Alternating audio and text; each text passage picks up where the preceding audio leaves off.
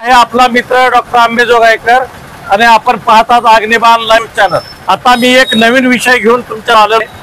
हे माझे मित्र वाटोरे साहेब गावचे आहेत आणि ब्राडाव मध्ये म्हणजे महाराष्ट्र बँकेची शाखा आहे, त्या शाखेचे हे खातेदार आहेत आणि त्यांचा हा प्रश्न आहे की त्यांच्या खात्यात पैसे टाकले की गायब होतात, पैसे टाकले की गायब होतात। आणि त्या संदर्भात त्यांनी पहा बँकेचं स्टेटमेंट सुद्धा घेतलेलं आहे की बाबा माझे पैसे चालले कुठे, बँकेला पता लागणार की पैसे चालले कुठे।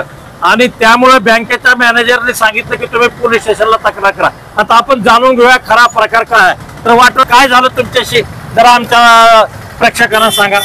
पैसे अकाउंटला टाकले की मेसेज यायला ना अकाउंट बॅलन्स, मेसेज यायला पैसे गेले बरोबर, आणि तुम्हाला ते बॅलन्स झिरो बॅलन्स जातो। हे किती दिवसानं व्हायला? हे आता 8 दिवस झाले साहेब।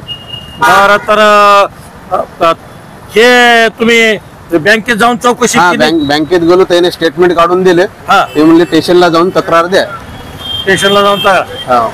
तर नागरिकांनी आपले अकाउंट पाहावे, सध्या फ्रॉड व्हायला आहे, पैसे आपोआप गायब होण्याचे प्रकार सुद्धा सध्या वाढलेले आहेत। त्यामुळे नागरिकांनी कुठलाही एखादा कार्यक्रमासंदर्भात एखाद्या विषयी इकडे ऑन करा, फलानं करा, OTP पाठवा, तुमचा आधार नंबर पाठवा, अशा काही फालतू लोकांनी जर तुम्हाला असे काही मागणी केली तर त्यांना बिलकुल तुम्ही देऊ नका।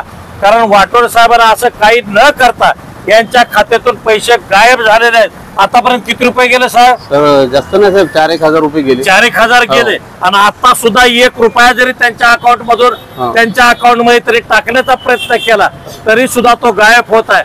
आणि अशा पद्धतीचे प्रकार सध्या देशात वाढताना दिसत आहेत।